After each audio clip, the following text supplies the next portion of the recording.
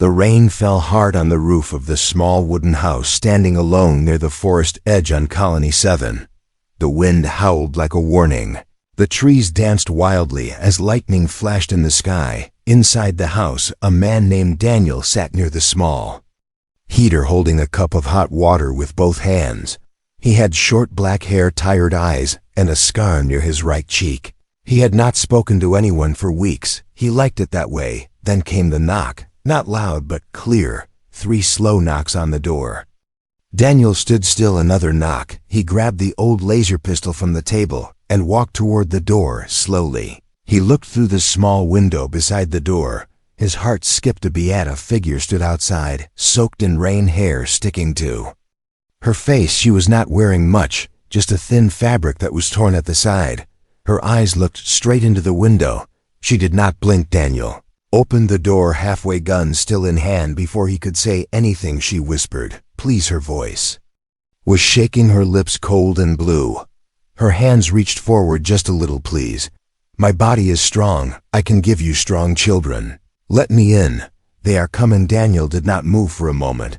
The cold wind hit his face. Then he stepped aside and Kofa let her in. She walked in slowly. Her feet were bare. Water dripped from her dress onto the floor. Daniel closed the door and locked it. He stared at her. She sat down near the heater and held her hands near the warmth. Daniel stayed silent for a minute. Then he asked her name. She looked up, eyes big and wet. "I don't have a name," she said. "But I was made for you." Daniel's grip on the pistol tightened. "What do you mean made for me?" he asked.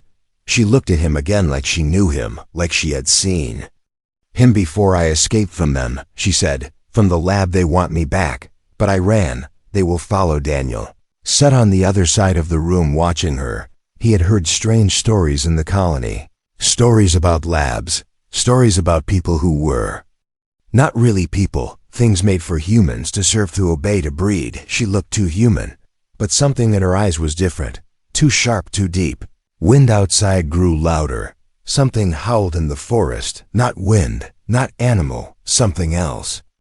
Stood up quickly. "Check the windows," she said. "Lock them all. They can smell fear." Daniel moved fast, checking every window, closing the small vents, pulling down the metal covers. She walked to the table and picked up a small photo. It was Daniel in uniform. Years ago, she touched it with her fingers. "I studied this face for many years," she said. "They made me remember you." Daniel looked at her. "What are you talking about?" She turned to him. "They chose you. They matched your genes. I was designed to match your body, to give you children that can survive this world. But I don't want to be a tool. I want to live." Daniel felt cold again, but not from the rain. From the truth in her voice. A loud thud shook the house. Something had landed on the roof. She screamed. "They found me. Please, Daniel, please help me.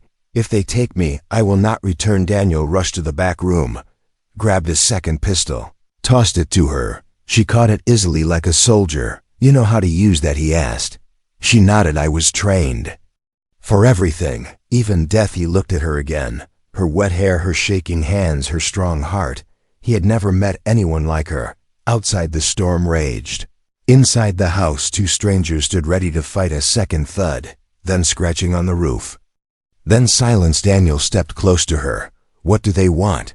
She looked up at him. "Not what, who. They want me alive, and they want you." His eyes widened. "Why me?" "Because you are the key," she said. "You are the reason I was born." Daniel looked at the door, then at her, his finger near the trigger.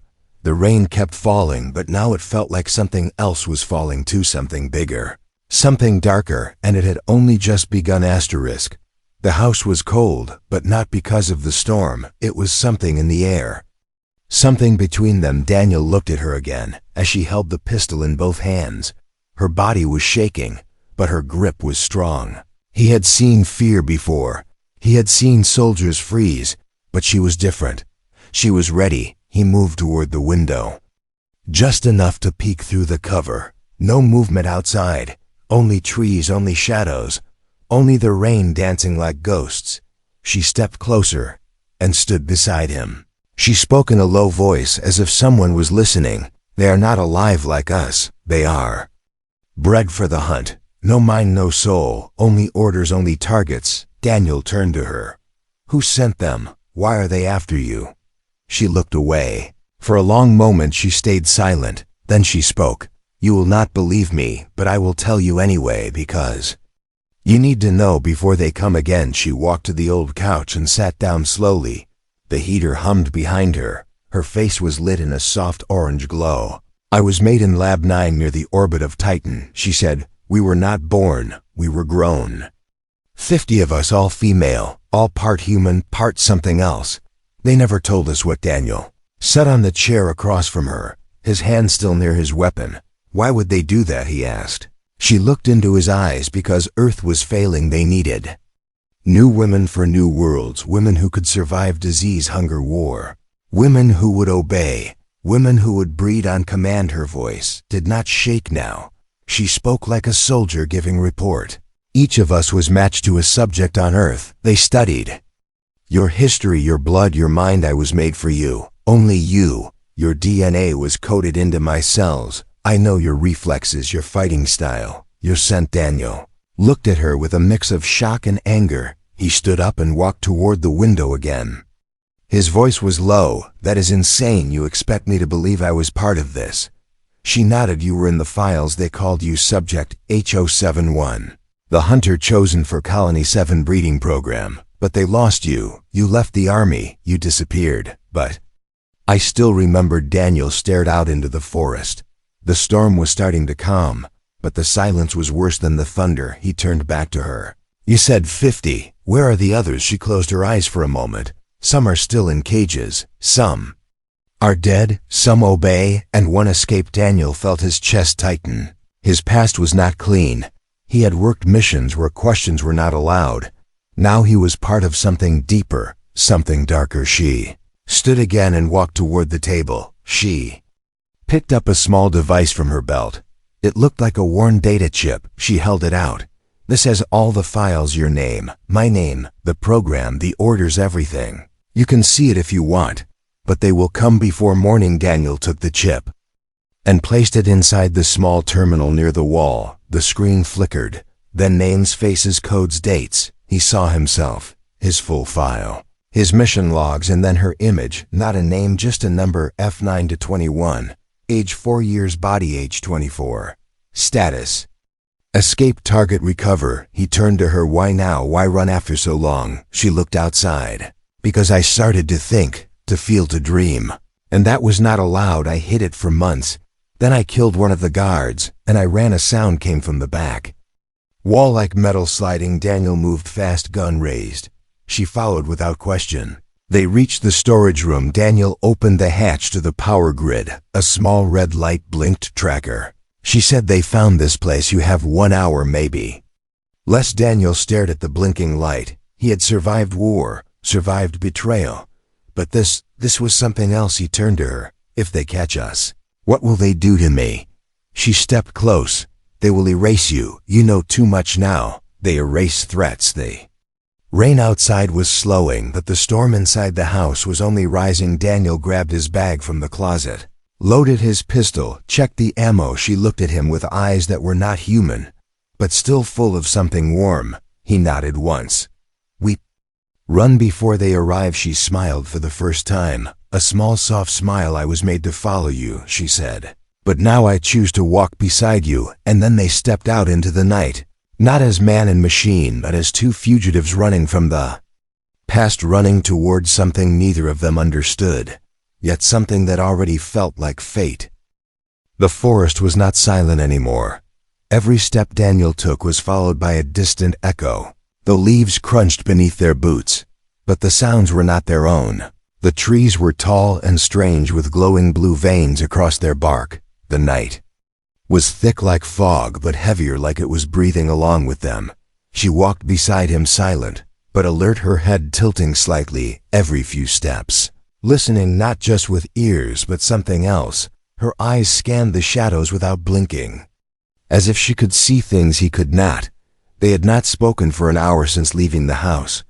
Words felt heavy. Now each breath was counted, each step was a choice. They reached a wide slope covered with glowing moss. Daniel held up his hand. They stopped. He knelt down, placing his hand on the ground.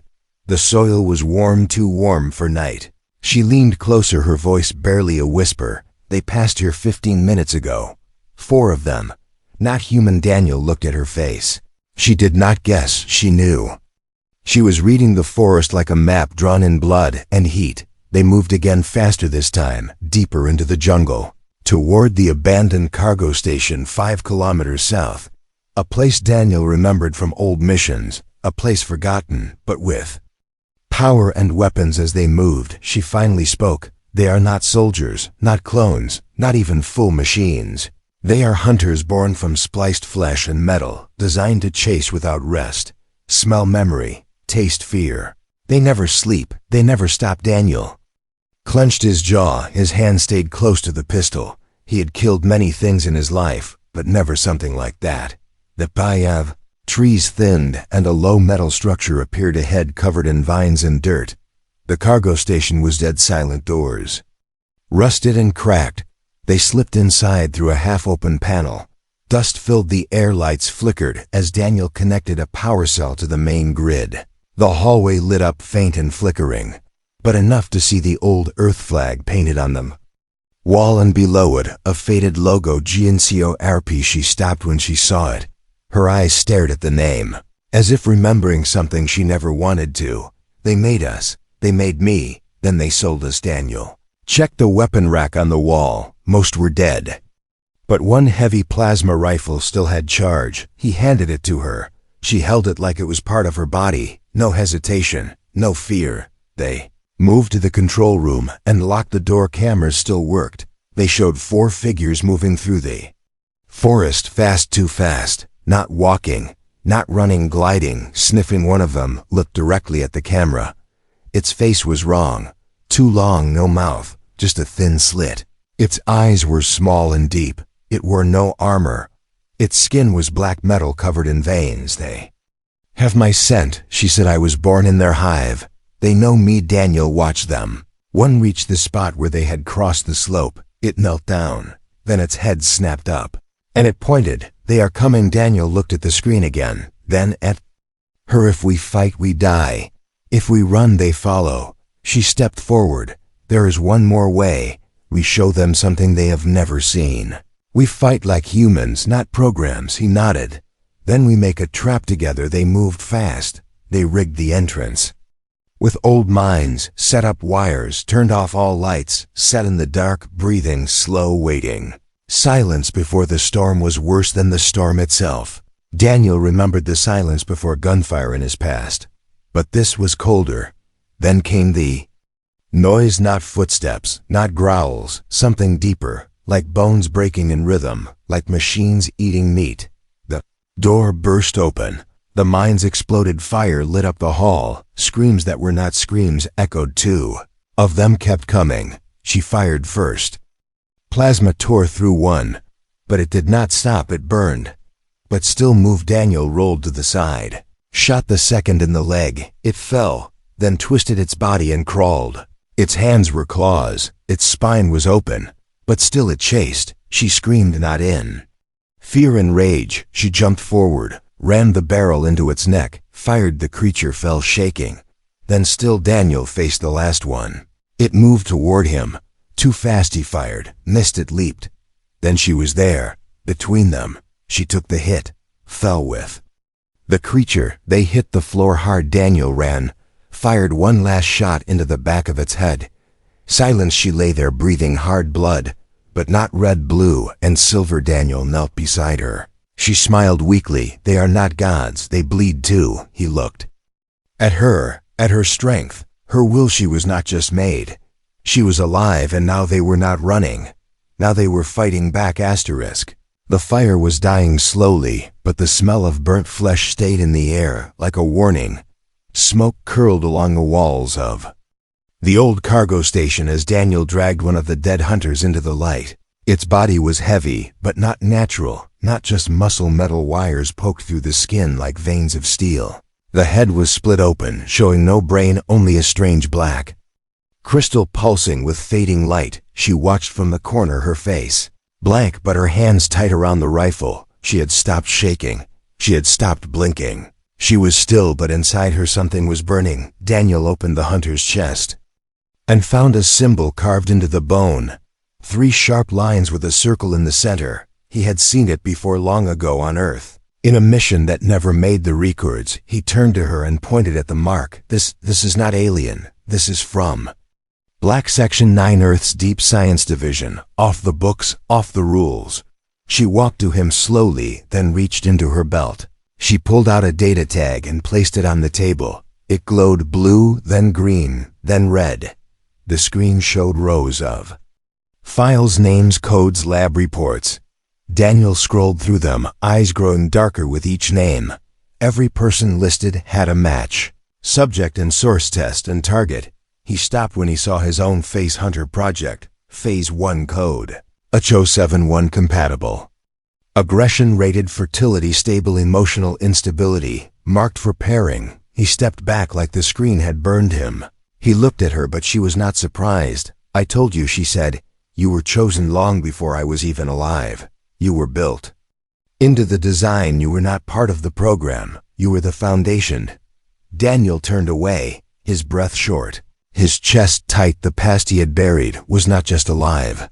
It was watching, breathing, waiting. She continued reading. Another name appeared. Dr. Elise Renner, lead geneticist, status missing. Last location, Colony 7. She looked up fast. That name, that is the woman who raised us. She disappeared 2 years ago. No one knew why. They said she betrayed the lab, but some of us believed she tried to stop them. Daniel walked to the corner locker. He opened it and pulled out a dusty comms unit. It still worked, old but strong. He typed a code, a military channel. Hidden and encrypted. A voice answered after long static, old and cold. This is Outpost. Echo, state your name and intent. Daniel spoke with steady tone. This is HO71. Calling on Black Protocol. Requesting file on Dr. Elise Renner. Urgent. A pause. Then the voice returned. She is classified. Marked traitor, killed in breach, but satellite scan shows possible signal near Sector Delta location. Matches unauthorized lab activity. Daniel ended the call. Turned to her. We find her. She might have answers, or at least reasons. She nodded, but her eyes stayed on the screen.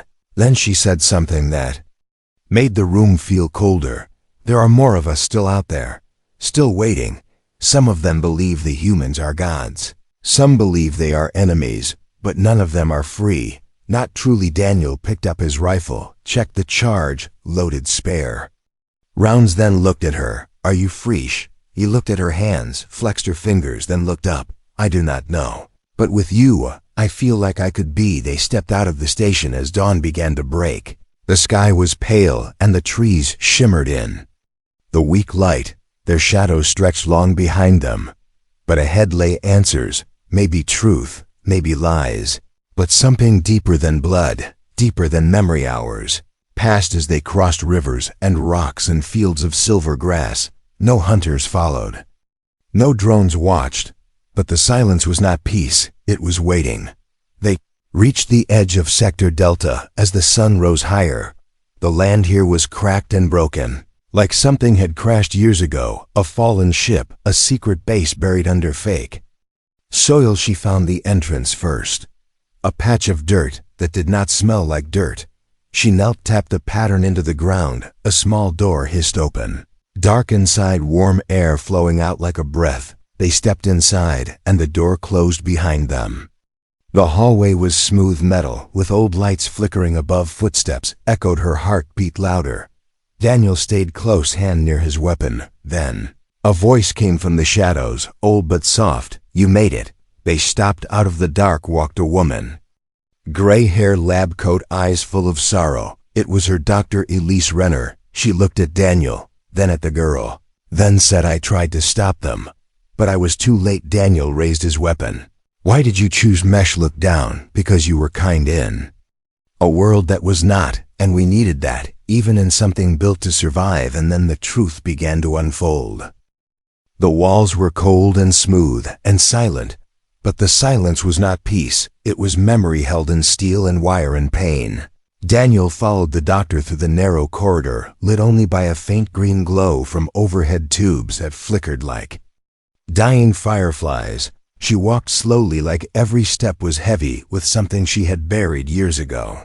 The girl stayed close behind him, not touching, but close enough to feel his breath, slow and controlled, like a soldier walking into a place where he might not walk out. They reached a sealed door at the end of the hall. The doctor placed her hand on the panel, and a light scanned her palm, then her face. The door opened with a soft hiss and a low hum, like the sound of something waking up after too long. In the dark inside were machines, rows and rows of them, tanks with frozen shapes floating inside, some half-formed, some almost human, some staring without eyes. The girl stepped in slowly, her eyes wide, her hands trembling, not from fear, but from recognition.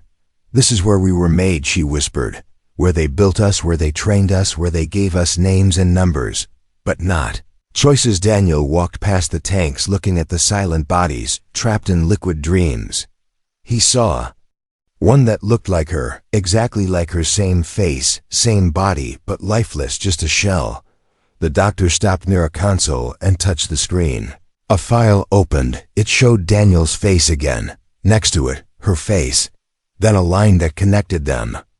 Genetic pairing compatibility 99. 7 target result hybrid generation 1. Daniel stepped back, his hands clenched, his jaw tight. So this was it. He was never just a man, he was part of a plan. The doctor looked at him, her voice soft. "We needed strength, but we also needed balance. You were a soldier, but you were not cruel. You felt pain, but you did not spread it. That is why your profile was chosen." Daniel looked at the girl. She was staring at the tank, her face pale, her lips pressed together. Then she turned, her voice was low but clear. "I carry his child. It happened after the escape. I did not know until yesterday. But now I feel it inside me, real, growing." The doctor did not speak. She only nodded slowly. The screen showed new lines, new files. Fetus ID confirmed, healthy, phase 0. Daniel felt the world narrow, felt time pause, felt the weight of something he never asked for. He looked at the doctor. "What happens now?" She looked down. "They will come for her, for the child, for you. Because now you are not just part of the past, you are the key to the future. A future they want to control." The girl stepped forward. "I will not be a vessel. I will not be a cage. If they want my child, they will have to take my life first." Daniel looked at her, at the fire in her eyes, at the line of strength in her voice. She was not a machine. She was not a subject. She was not a mistake. He turned to the doctor. "Is there a way to hide her?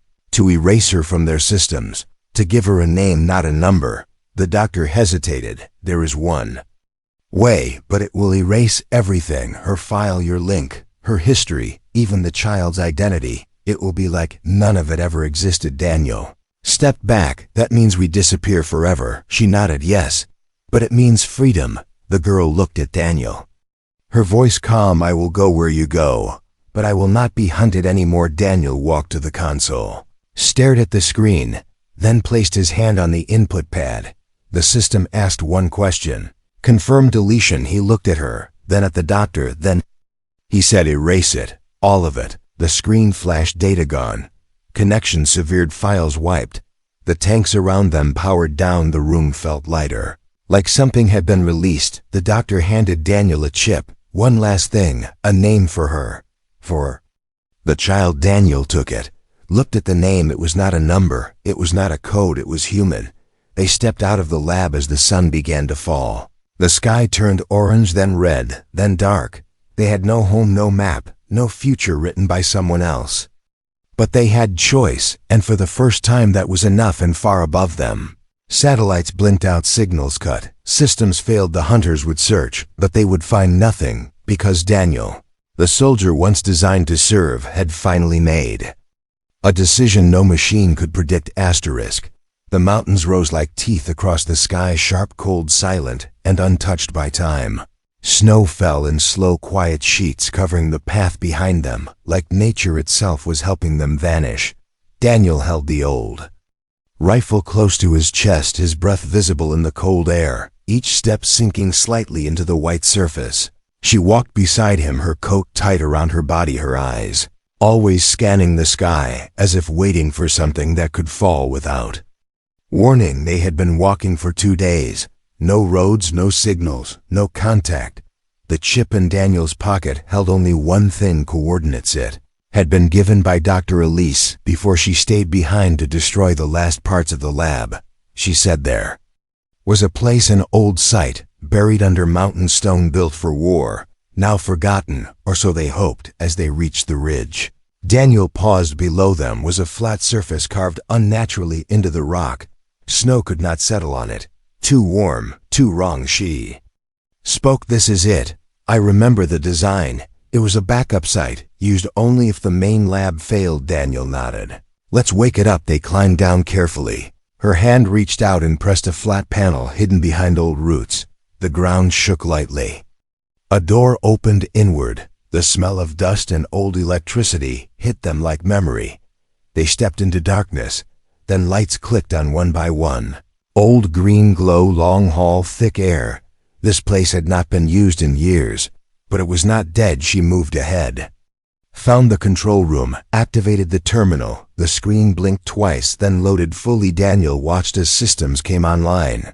Not just power, not just doors, but life sign 6, moving, breathing, human-shaped. She whispered, they are still alive. Daniel stepped back. Who are they? She typed quickly. Names appeared, not code, real names: F92, 2924, 527. All like her, built in the same wave but never freed. She turned to him. We wake them. We tell them the truth. Daniel did not answer for a moment. He looked at her face, saw the weight behind her words. Then he said, if we do this, we are not running anymore. She nodded once. I stopped running the day I chose youth. Tanks opened one by one. Gas hissed, fluid drained, eyes opened. They were weak at first, confused, silent. Then they saw her and they knew. She spoke with no fear. We are not property. We are not tools. We are not numbers. We are alive, and we are done being hunted. One by one the others stepped out.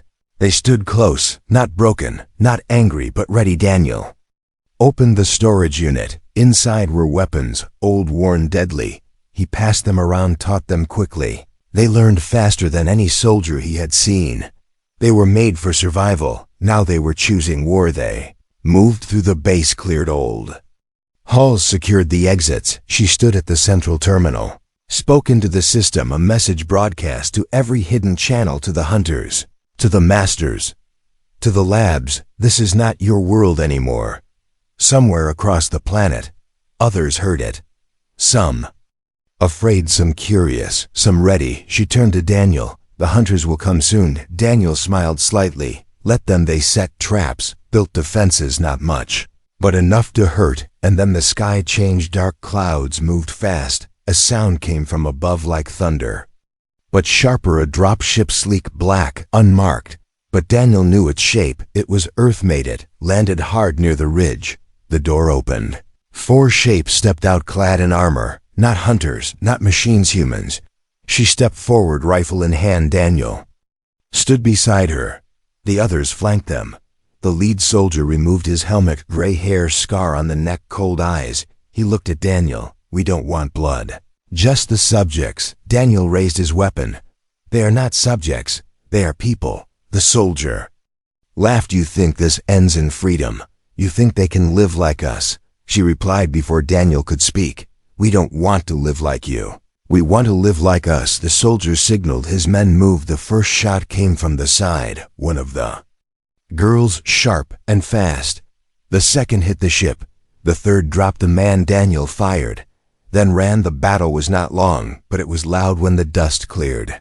Only one soldier crawled away. He looked up at Daniel. You've started something. You don't even understand. Daniel leaned in. Neither do you. Then silence again. She stood beside him.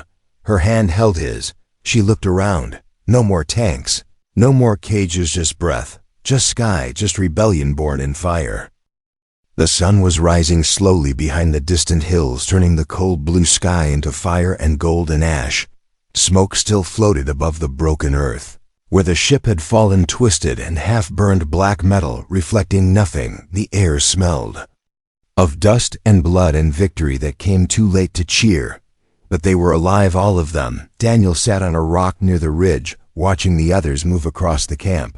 The survivors, the rebels, no longer numbers, no longer files. She stood near the signal tower, her hair pushed by the wind, her face calm, but her eyes full of something deep. Not fear, not sorrow, not even anger, something free. She looked up at the sky, then down at the device in her hand. It was small and gray with a single blinking light. She walked toward Daniel and handed it to him. "This is the final trigger," she said. "If you press it, the last data vault goes offline. Every record, every copy, every trace of what we were made to be." Daniel looked at the blinking light. He did not move. His fingers closed around the device like it was made of fire. Then he asked, "What if someday you want to be remembered? What if someday your child wants to know where they came from?" She sat beside him and rested her head on his shoulder. "Then I will tell them," she whispered, "not what they built, not what they planned, but who I chose to become." He nodded slowly, then placed the device on the ground. "Not yet," he said. "Let the others decide." The camp was quiet. Wounded rested in the shade. Some repaired weapons. Some just stared at the sky. None spoke of escape. None asked for orders. They were not soldiers. They were not machines. They were people, and people dream. Later in the day, a stranger arrived, not from the lab, not from Earth. A pilot, old ship, faded jacket. He landed near the ridge with hands raised. He said he heard the broadcast. He said others had too. Colonists, scattered groups, even defectors from inside the system. He was not surprised by the camp, not shocked by the girls. He only said, "If you want a future, we can help build it." Daniel met with the pilot that night under the stars. They spoke of routes and safe zones and hidden moons where no scanners reached. They spoke of networks built from silence and loyalty, not command. She joined them near the fire. She listened. She asked questions, but never begged. The pilot smiled at her like she was already a leader, not a survivor, a symbol. That night, Daniel could not sleep. He walked past the edge of the camp, into the forest where only silence lived. He thought of war, of missions, of the photo in his old pack. He thought of the day she knocked on his door. He remembered her voice, "I'll bear you strong children. Just let me in." And now she was stronger than anyone he had known. At dawn, she found him still sitting by the tree. She sat with him wrapped in her coat. "I dreamed," she said, "we were in a house. Not a lab, not a base, a real house with windows and trees and laughter." Daniel, small, quiet smile. Not for the past, for the chance. She looked at him, not with need, not with fear, but with choice. "I want to name our child," she said, "not like they named us. Not numbers, not codes." He nodded. "You choose. It should be yours." She whispered the name, simple, soft, full of light. He repeated it. Let it settle into the world, like it had always been waiting. Later that day, the group gathered. All of them. The girls from the tanks, the ones from the hills, even the wounded. Daniel stood beside her as she stepped onto the platform they had built from old crates. She looked at each face one by one. "We were made to follow," she said. "But we are done following. We were made to obey, but we choose. We were made to breed, but now we live. Some of you want peace. Some want to fight. All of you deserve freedom. We are not tools. We are not gifts. We are not property. We are human, in body or not, in choice, in spirit. If you want to leave, we will help. If you want to stay, we will protect. If you want to rise, we will rise with." Youth camp was silent. Then one step forward, then another. Then all hands raised, not in salute, in unity. Later Daniel pressed the trigger. The vault blinked once, then died. No record remained, no name, no ID, no leash, only voices, only choice, and far away. Across forgotten satellites, across dying labs, across silent stations, the system felt the loss, felt the break. No signal came back. The girl, the one who had cried at a stranger's door in the rain, now stood at the center of something real, and the world at last had to learn to let her in.